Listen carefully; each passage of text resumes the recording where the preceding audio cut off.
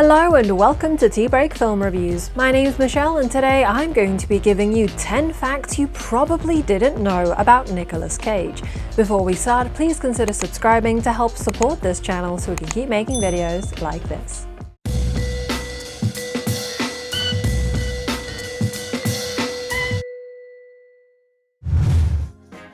His real name is Nicolas Kim Coppola, and his uncle is the famous film director Francis Ford Coppola. When he was 15, Cage tried to convince his uncle to give him a screen test, telling him, "I'll show you acting," but he was met with silence. He changed his last name to Cage early in his career in order to avoid the appearance of nepotism amongst his colleagues. He chose the name because he liked the simplicity of it and the associations it has with American composer John Cage, as well as the comic book superhero Luke Cage. He did eventually star in one of his uncle's films, Rumblefish, in which he plays gang member Smokey. It's nothing personal, Rusty James, but nobody would follow you into a gang fight. He pulled 2 of his teeth out without anesthetic because he wanted to experience the pain in order to prepare for his role as a Vietnam War veteran in the film Birdie.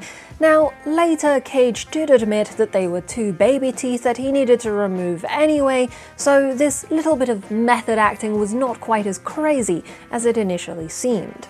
Nevertheless, his reputation for committing to his roles in sometimes disturbing ways continues throughout his career, from eating live cockroaches in Vampire's Kiss to wrestling with a poisonous snake in Joe and stitching Egyptian artifacts into his costume for Ghost Rider. He's kind of responsible for Johnny Depp becoming an actor. Born only 6 months apart from one another, Cage and Depp became good friends in the 80s when they met in LA, even at one point living together in the same apartment. At the time, Depp wanted to be a musician and hadn't even considered acting as an option until Cage suggested it during a Monopoly game where Depp was winning. Cage sent Depp to his agent, who organized an audition for a role in A Nightmare on Elm Street, which Depp immediately got. He won an Oscar for his performance in the 1995 film Leaving Las Vegas, in which he plays a Hollywood screenwriter struggling with alcoholism, who forms an unlikely friendship with a prostitute. Cage hired poet Tony Dingman, who was struggling with alcoholism, to just be with him on set, so that he can see how to portray someone with the addiction without having to drink himself. To tell you the truth, I'm a little shaky right now. In order to star in Leaving Las Vegas, Cage had to turn down a once-in-a-lifetime opportunity to star alongside Jim Carrey in Dumb and Dumber. Now, I assume that Cage doesn't regret this decision, however, I would have loved to see that Carrey-Cage combo. He's had and continues to have quite an interesting collection of pets. He's got a Maine Coon cat called Merlin and a talking crow called Helgen. He also recently fostered a fish with a bad eye and a couple of turtles from his favorite pet store, whose owner unfortunately died. He's also had a 2-headed snake called Harvey, who he named after the character of Two-Face from the Batman comics. The night before he got him, he reported having a dream about a 2-headed eagle, so he felt fated to buy Harvey the following day for a mere $80,000. He ultimately had to give the snake to a zoo because it was too difficult to feed. Cage has also had 2 poisonous king cobras, a female called Sheba and a male called Moby. He reported enjoying sitting with them in their cage even when they tried to attack him multiple times. Yikes. He's a massive film buff. Now, obviously a lot of actors are, but in Cage's case, he frequently directly references old films in his acting, especially through his exaggerated facial expressions and gestures inspired by old German expressionist films from the 1920s.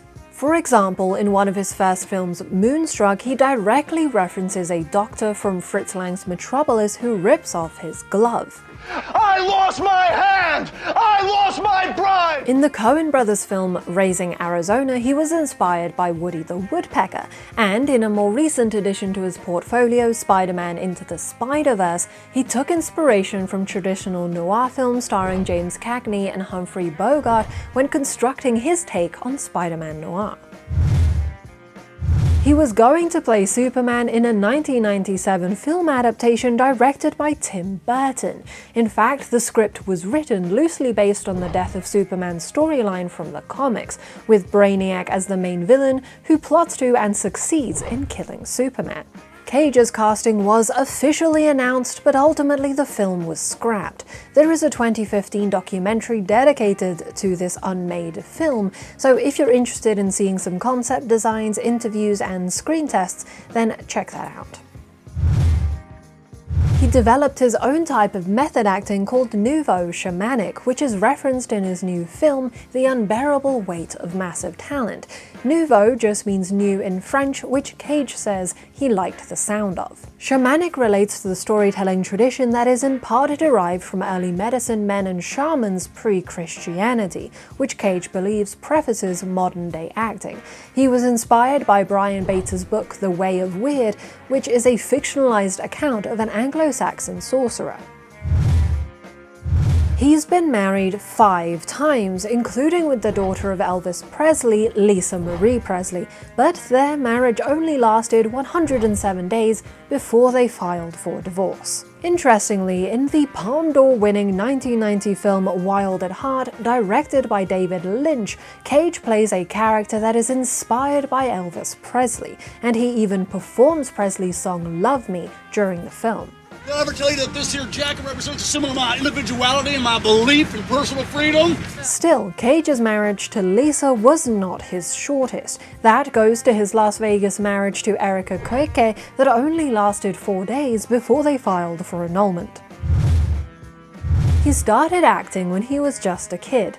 In an interview with Conan O'Brien, he recalls a memory of being in 4th grade and being bullied by some kids who wanted to steal the Twinkie that his mother would pack for him in his lunchbox. In order to scare them off, Cage dressed in his older brother's clothing and confronted the bully, saying that he was Roy Wilkinson, Nicky's cousin, and that he would beat them up if they continued to bully his cousin. It worked, and this was the first time that Cage recalls playing a character.